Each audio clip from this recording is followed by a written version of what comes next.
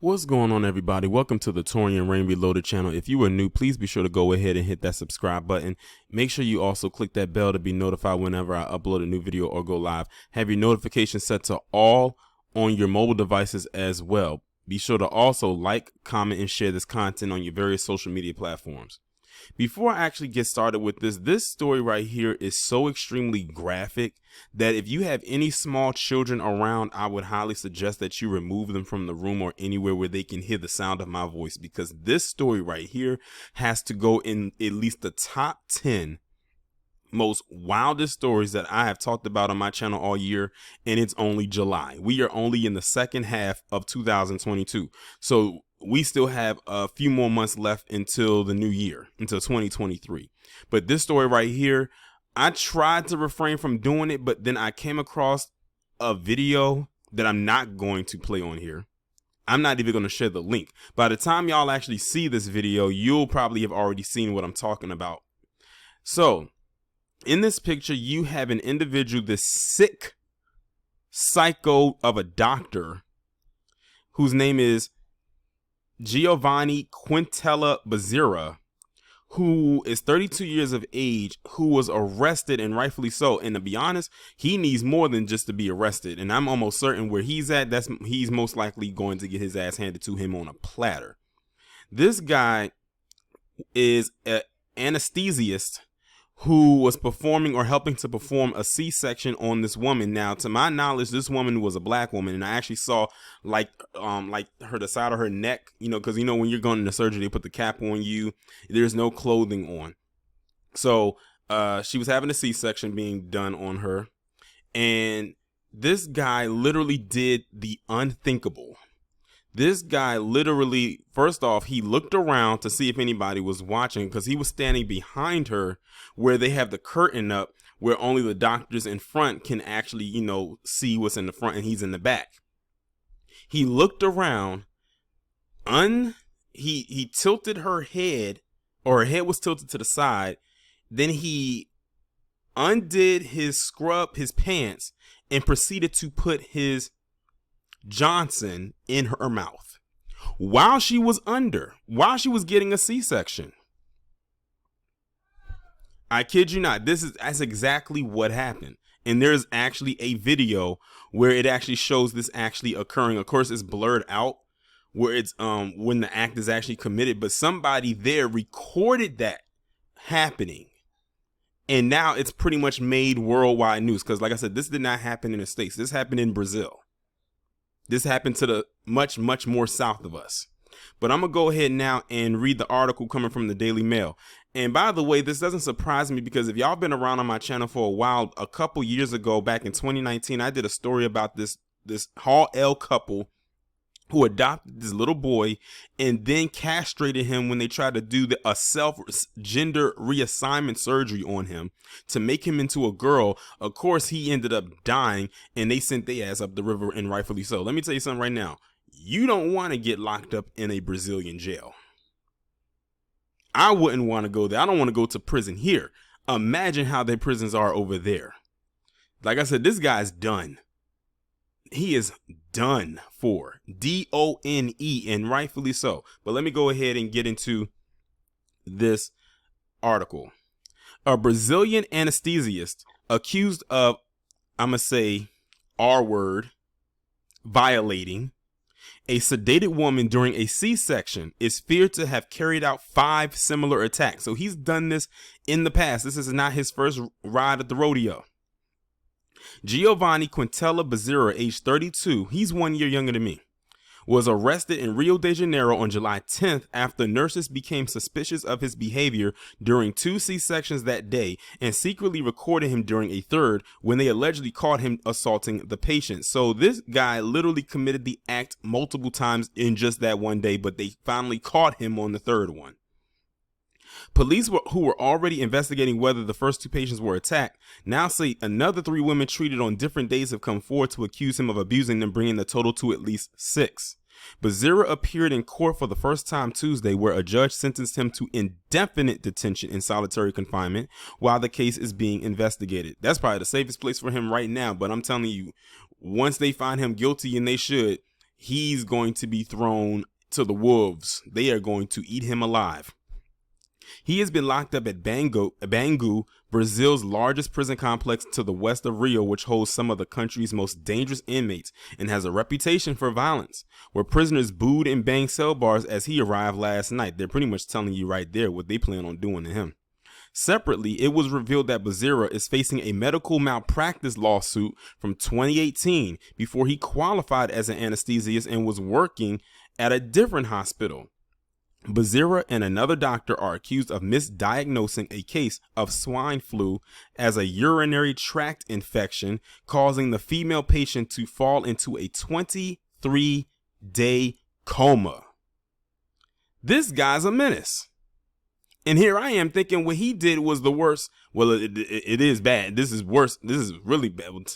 It's bad and worse. There's no good in this guy at all. This guy is on the same level as like Dr. Kevorkian. He's like a real life Dr. Kevorkian. During the coma, the patient lost her big toe, sustained severe damage to her Achilles tendon, and lost a large amount of her hair. The patient had arrived at hospital with delusions, chills, difficulty breathing, shortness of breath, coughing, and dizziness, and was told she was suffering from a UTI which was treated with antibiotics. The first doctor to treat her allegedly ignored warnings to test for more serious ailments and discharged her, but she quickly returned when her condition worsened. It was then that she fell into the care of Bezerra, who reinforced the first diagnosis and put her symptoms down to quote-unquote anxiety, saying she was physically fine. That is despite the fact that the woman was suffering severe headaches, back pain, was coughing up blood, and had intense shortness of breath and lung pain, prompting medical staff to seek another opinion. The patient was bounced through another doctor until a fourth correctly diagnosed severe pneumonia and discovered she had just 25% lung function. 25% lung function. By this time, the woman was suffering from vision loss due to lack of oxygen, had problems moving, numbness, and disorientation in time and space. She had to be placed in a coma for 23 days while she was treated for blood clots that had reduced the flow of blood to her body. While in the coma, she lost her right big toe, sustained damage to a nerve in her right knee, and saw her Achilles tendon degrade to the point that it had to be reconstructed later. She also suffered muscular dystrophy from being unable to move around, lost some of her old memories, and lost most of her hair. A case has been brought for medical malpractice with investigations in the early stages. Neither Bezerra nor the other doctors involved have submitted a defense. Bezerra has since qualified as an anesthesiologist, only passing in April this year. How he managed to do that, I don't know. And has now been accused of using his new position to carry out at least one and possibly a series of horrifying violations on pregnant women. In the case which prompted his arrest, Bezerra allegedly heavily sedated the woman who was undergoing the C-section to the point where she was barely conscious. Such levels of sedation are uncommon during routine procedures and are typically only used on patients in distress or where they may resist attempts to operate on them, experts told Globo. As surgeons got to work on delivering the baby, Bezerra is said to have positioned himself near the woman's head with his gown arranged in a way that the rest of the team working just feet away could not see her from the neck up. He is then said to have orally violated her for 10 minutes, even intimidating a nurse who tried to get close. But unbeknownst to him, nurses who had become suspicious of his behavior during 2 earlier C-sections the same day had set up a phone in a nearby glass cabinet to record him during the surgery. Reviewing the footage afterwards, the women saw Bezerra moving his arm back and forth as if pulling the woman's head towards his crotch and pushing it away again. At the end of the attack, he was recorded cleaning the woman's mouth with gauze. It was then that nurses called police, telling officers that they began to suspect Bezerra a month before because of the unusually heavy amount of sedation he used. So that's how he would do it. He would give these women a lot of anesthesia in order to keep them knocked out to the point where they could not resist what he was doing to them. And the thing is, if you give someone too much anesthesia, that's not a good thing. If y'all remember, in one of my storytime videos, I was telling you about how something happened to me and I had a bad reaction to the anesthesia because I think I might have had too much of it. Because the thing is, you don't want to fall too deep into it. And so this guy was risking their lives this was a high risk thing, because getting a C-section, I can't speak on it because clearly I would never have a child, or, well, I would never get pregnant. But a C-section just screams risk, because you're not having the baby come out of your vagina. You're literally having it come out of your stomach. So that's a high risk delivery right there. And this guy is cranking up the anesthesia just so he can get his rocks off. This has got to be one of the sickest stories ever. I'm usually not shocked about a lot of things, but this stuff, as I'm continuing to read, is shocking me with each and every paragraph.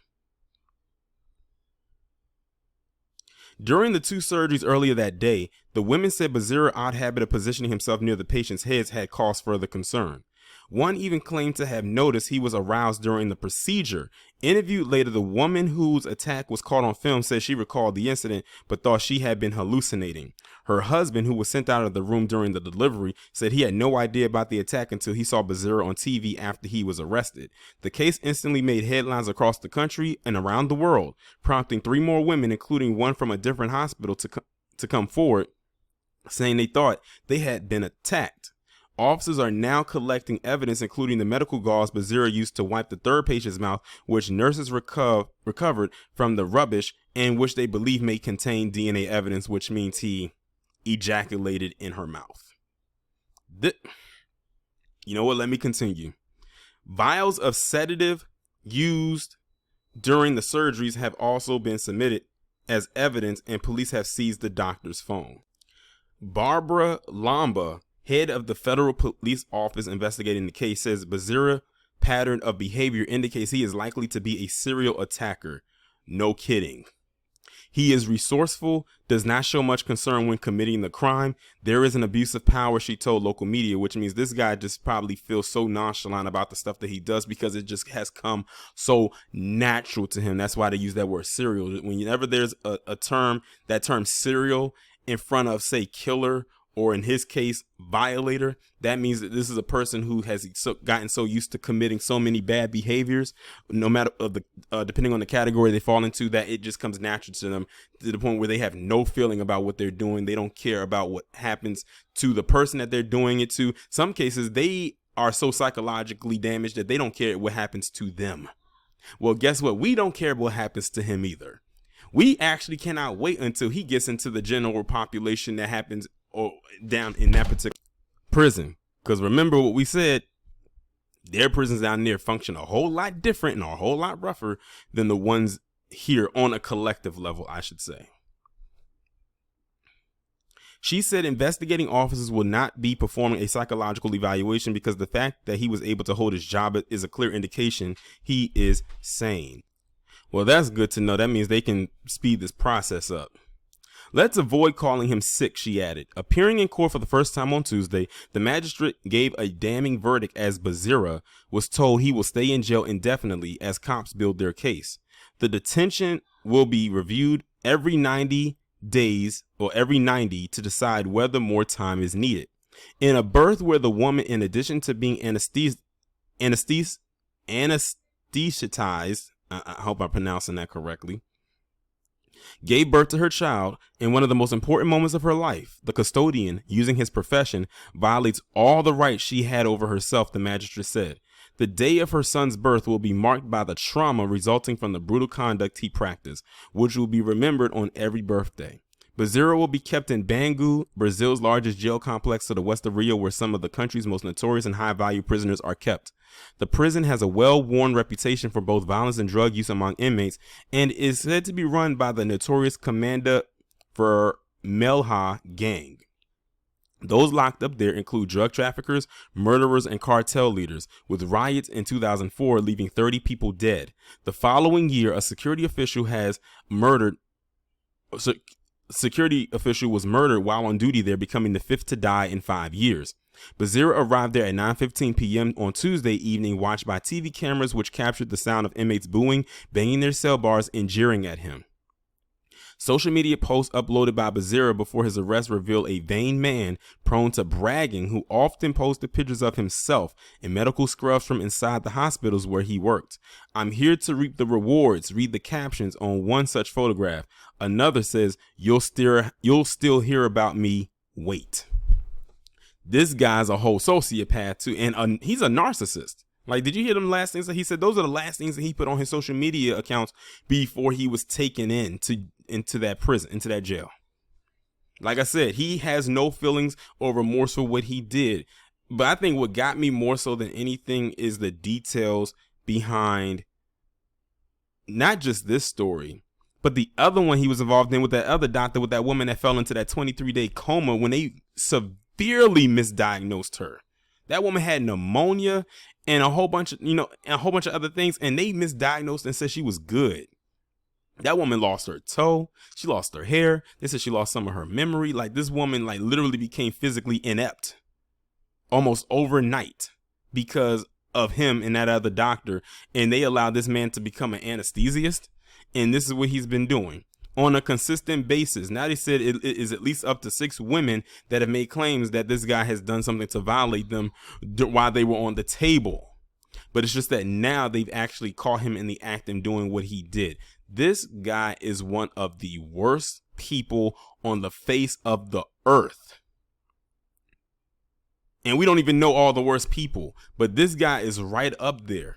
But yeah, this story has made its round. The thing is, when I first came across this story, or when it first caught my attention, I thought it was fake. I'm gonna be honest. I thought this was fake, not because something like this can happen, because it definitely can. But it's just that this is not something you hear about every single day.